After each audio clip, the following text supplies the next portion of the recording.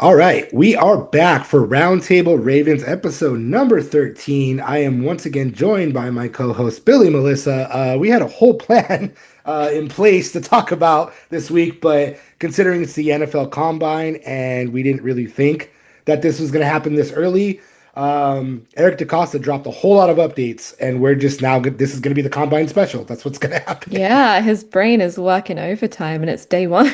Yeah, it's crazy. So, we'll just start it right off the bat with something that we've been talking about for the past couple of episodes, I believe.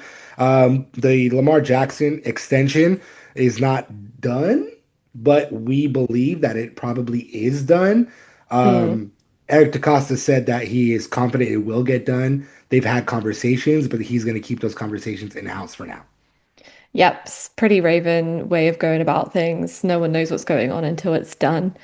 Um, yeah, I mean, I reckon it's done. It's probably just a case of the combine now, and they're gonna wait until afterwards and kind of scout out what they're looking at and figure things out that way. I think it also ties into a lot of other deals in-house that they're doing. So you can relax. Lamar Jackson's not going to the Raiders. Calm down. Yeah, exactly like we laughed about it last time. There's no effing way that that happens. Just no way. There's And no neither's way. Tyler Linderbaum, so calm down.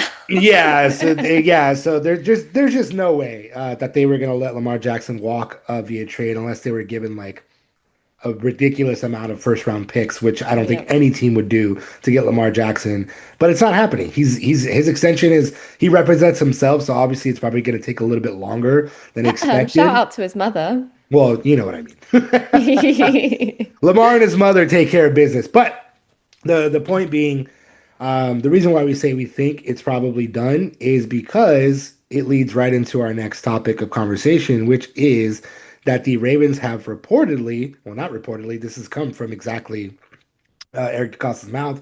They have offered Tyler Linderbaum a market-setting new deal.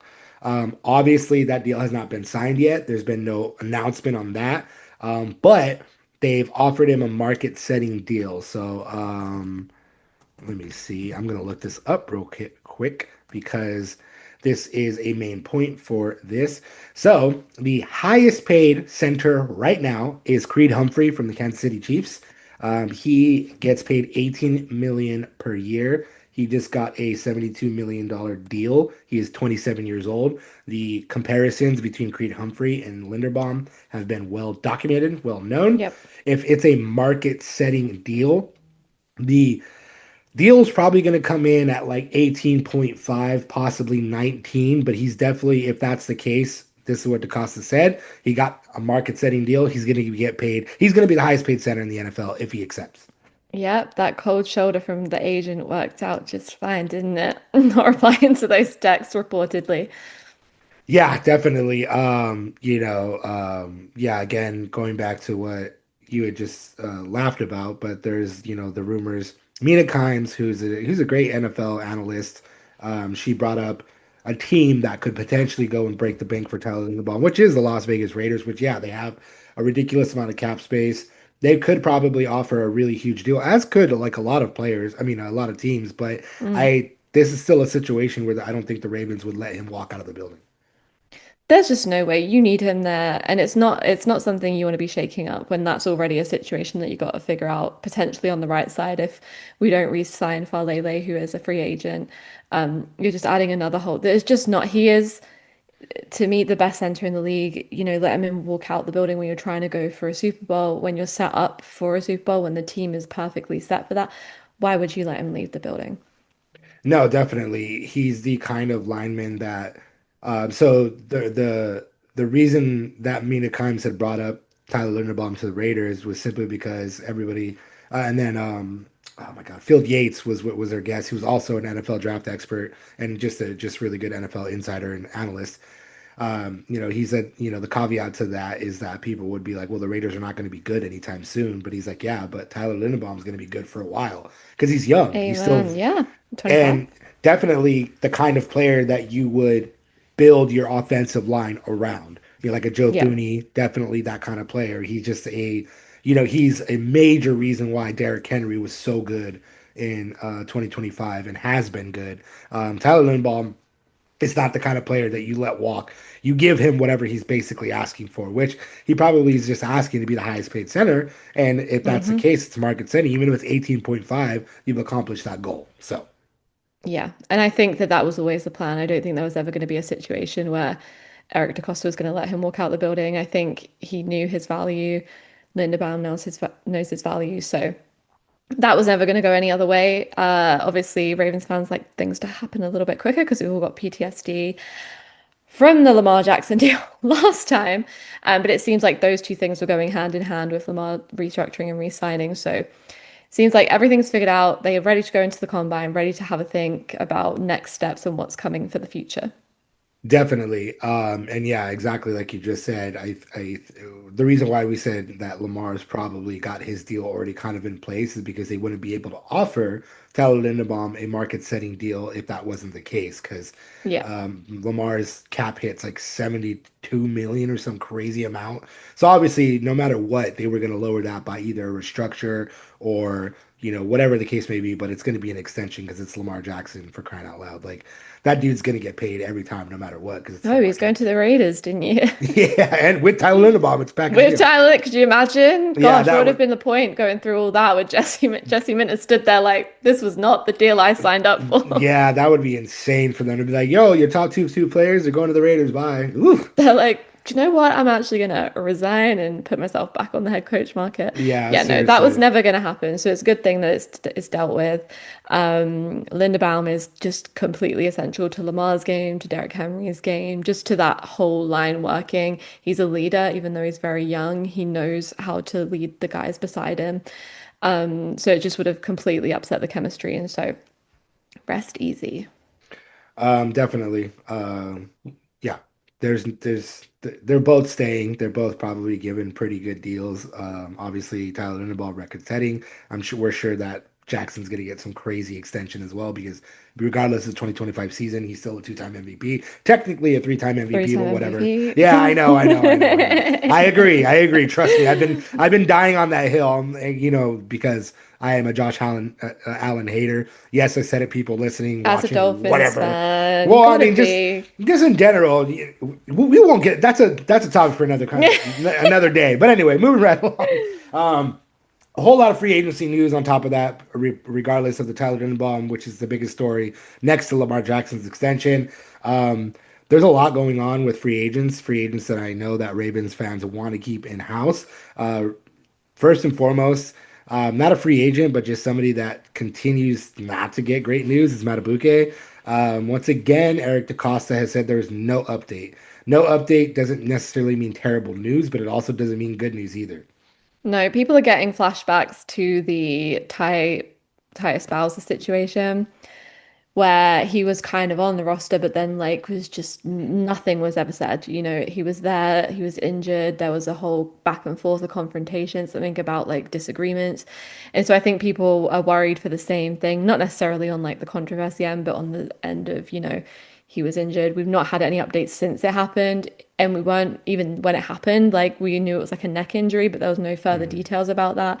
People have been worried it was career ending. People speculating left, right, and center. So, I think that Eric DeCosta is probably waiting for Namdi to be ready to speak about that himself Mhm. and doesn't want to, start speculation, doesn't and just being able to say no update kind of ends the conversation right there and then.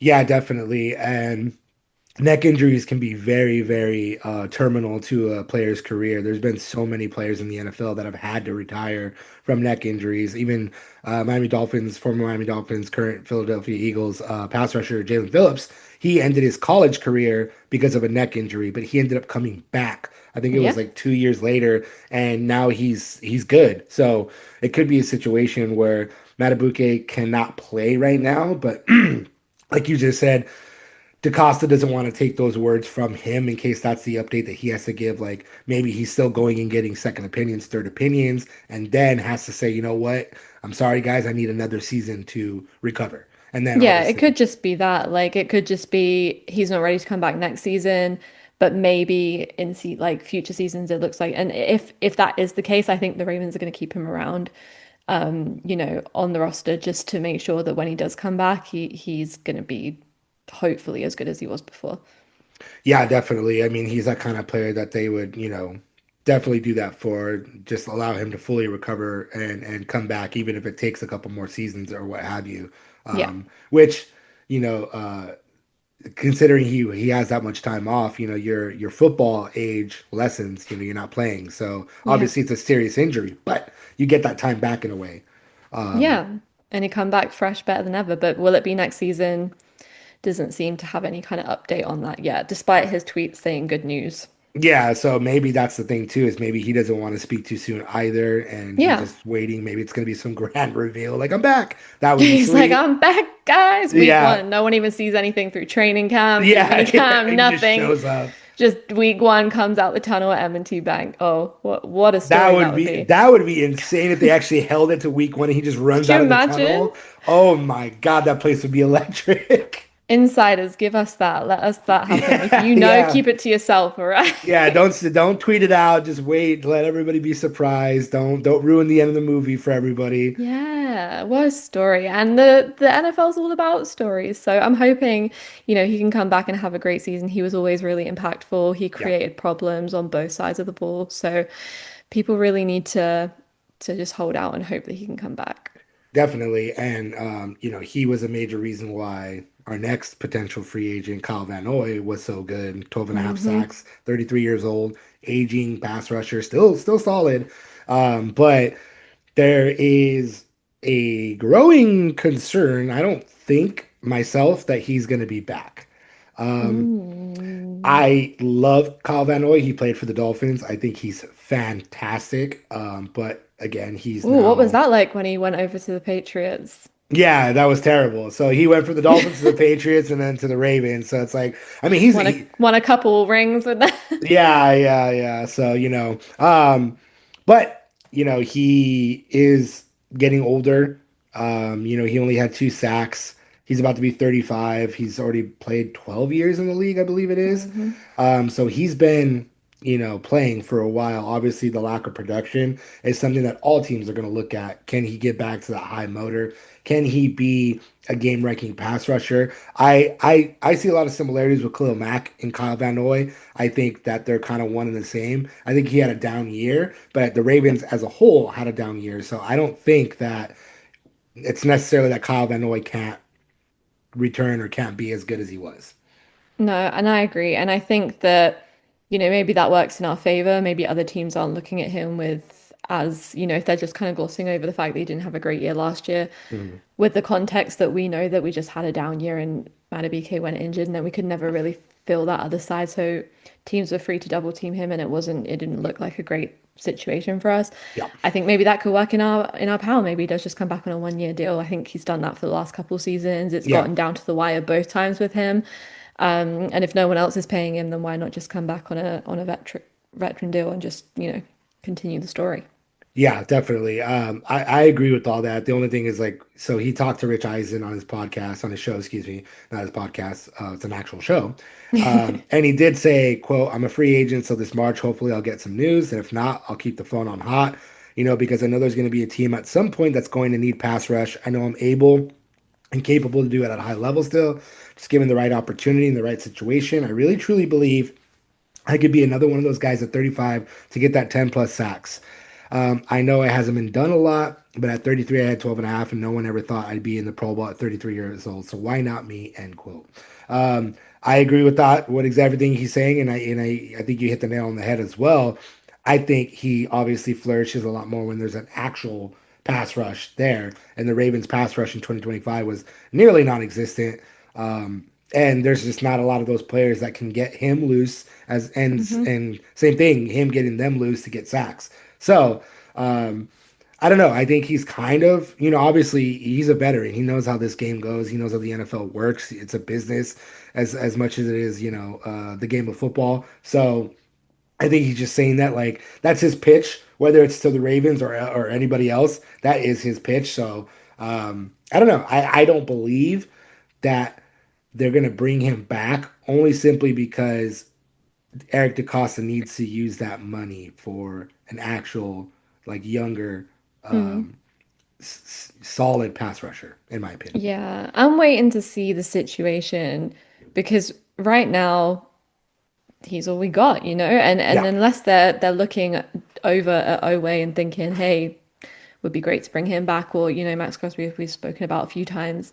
I don't think you want to disrupt that line too much. And if you can have the same production, and you do feel like if you bring Oway back, maybe it's gonna kind of balance it out a little bit more. Yeah, that's how I'm seeing it right now. I'm kind of waiting to see how the situation folds out in free agency. I don't know if they're necessarily going to plan to bring him back before then, or whether they're going to kind of just feel it out, look at the draft, kind of see what happens at the combine, see if there's anyone who catches their eye. I think it's going to be an ongoing story for a little bit.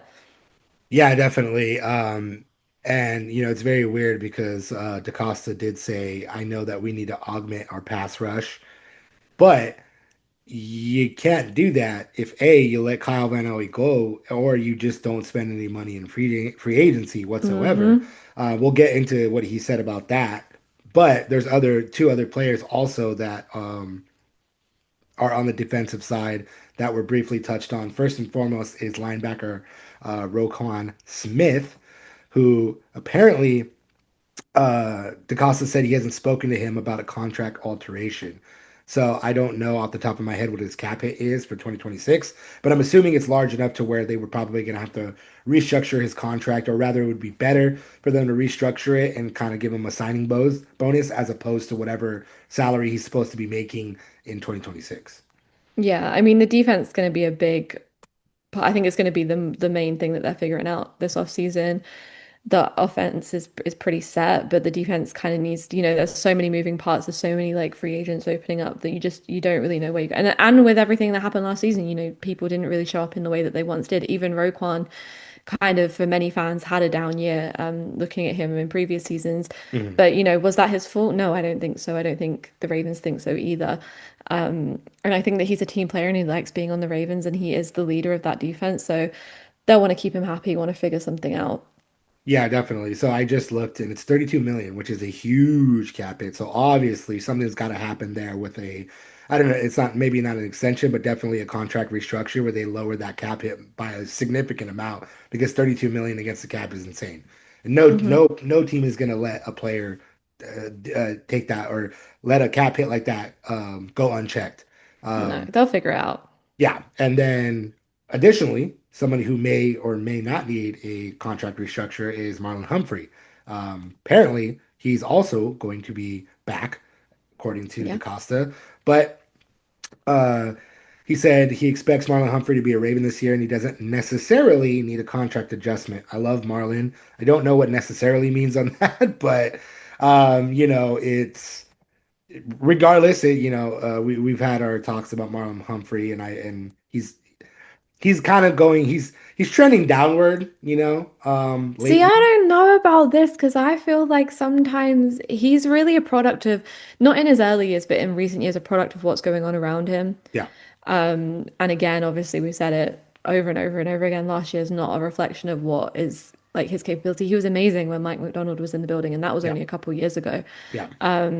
Maybe they still see that potential in him, and he'll get another season to kind of see if he is slowing down or if it is kind of we're just going to move into the Wiggins era and he can go off to someone else. And I don't know. I feel like Marlon catches a lot of strays because he had a really good start to his career, and then obviously like he's getting older, things might change. He Mhm. might progress backwards, but I think he's still, and I like his energy and I like what he brings to the team. My one quibble with him is I wish he would stop doing podcasts in the middle of the season.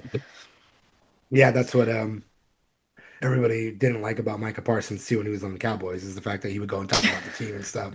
And yeah, Well, it's Lamar told him off. He was like on the plane because he does these like post-game live streams if they win, and then on the way home on the plane he'll like live stream the whole team. And one time Lamar wouldn't speak to him, and then afterwards Lamar kind of told him off yeah, and was like, "Stop doing that." And then actually it changed his game massively. So I do think maybe there's like a attitude thing there that he just needs to kind of maybe yeah, lock in and focus. maybe it's a distraction thing because of the podcast. Same thing with Parsons. That's why they were like, dude, you got to stop doing this. Like, what's the point of you putting time and energy into this when we're like mid-season. But Yeah. no, I think you're right. I still think he's trending downward, but I don't think he's a terrible player by any means. But Yeah. also, 2025 should not be the measuring stick for most of players on both sides of the ball because it just was a tough season overall. Um, Can yeah, be for Derrick Henry though, because he didn't right, except had a for rough start to the season yeah, and injury, exactly. but A couple other updates on free agents, and then we'll get into what DeCosta said. But the next one is Isaiah Likely, who DeCosta said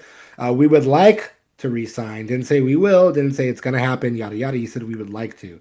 Now, this is another player that I don't know if he will be back simply because he may go for the money.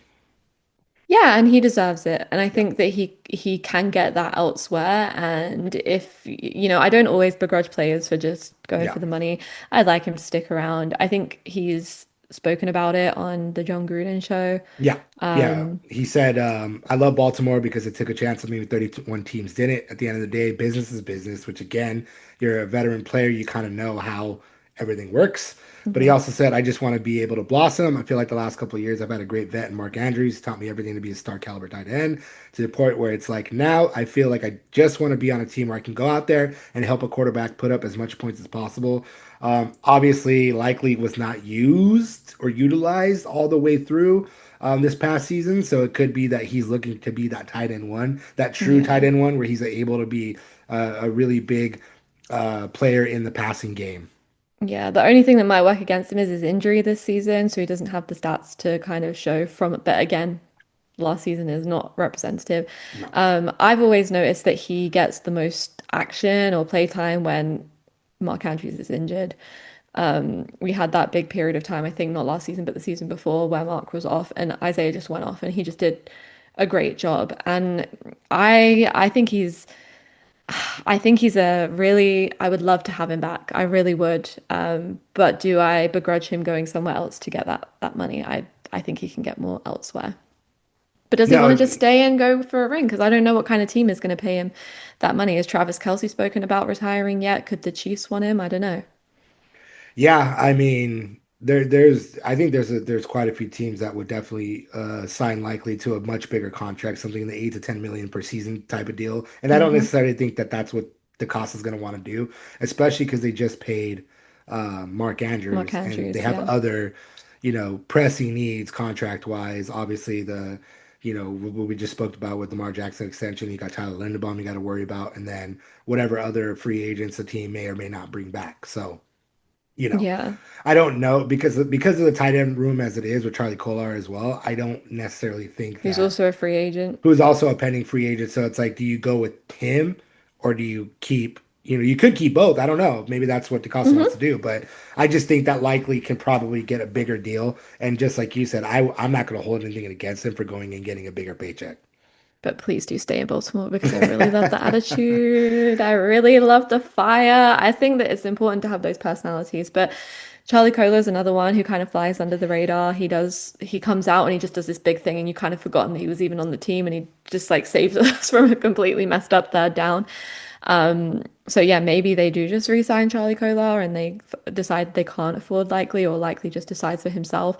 I think it might really ultimately come down to what Likely wants to do. Will he Yeah. take less money and stay in Baltimore, or will he just go for that money and start a new chapter elsewhere?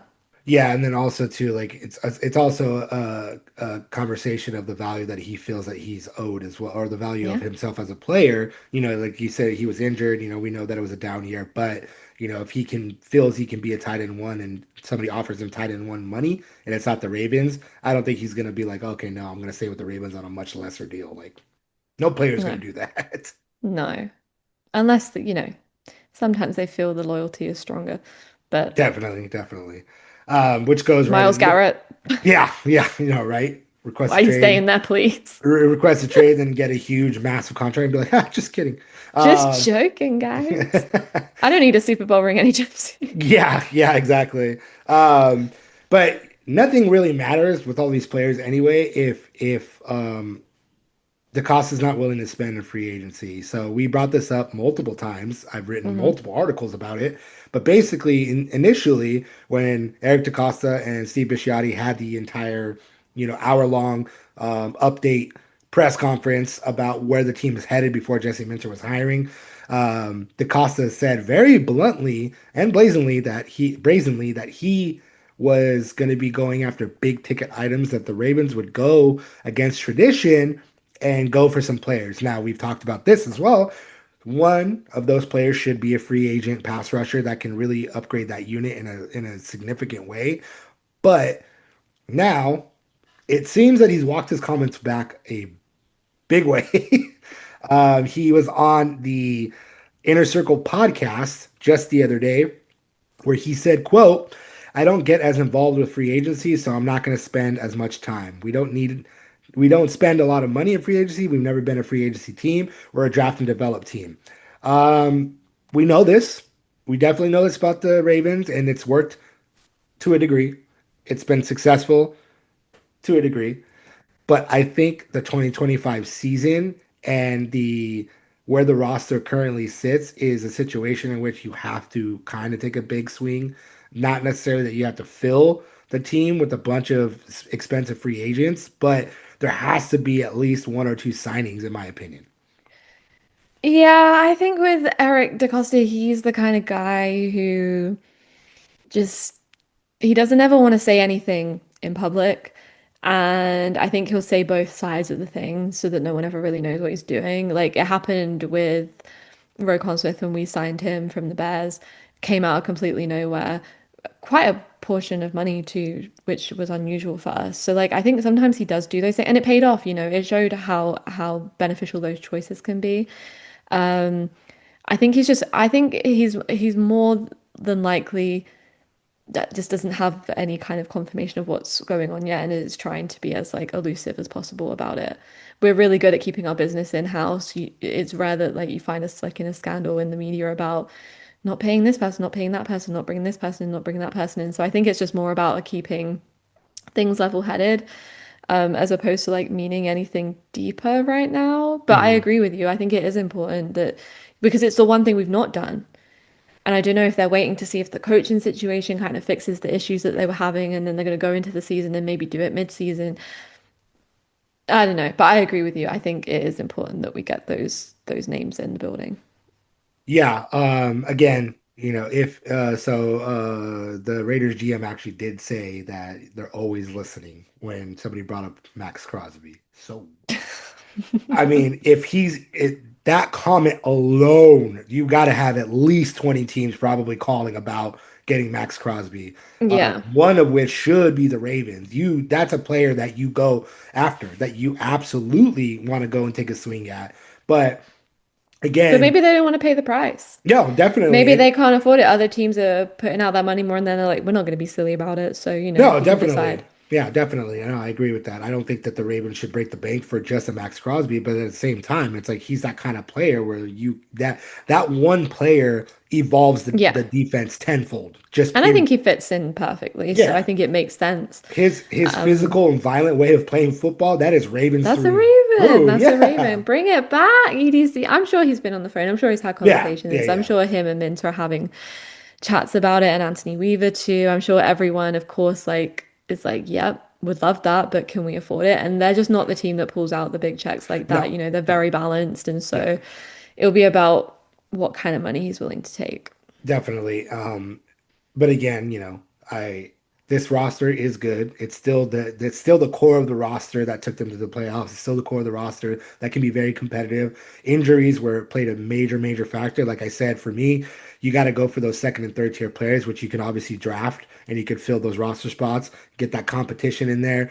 Make sure that if a player goes down, you have another player that's ready to jump in at any time. Next man up mentality, which the Ravens have been good about. But 2025 kind of showed that the depth of the roster wasn't as strong Yeah. as we believed it to be. And that's not necessarily where you go and get free agents. Free agents are starters. Those are the players that you're like, I need a starter. I firmly believe that he needs to stop saying all this nonsense and go get a pass rusher, whether that's Odafe, whoever it is.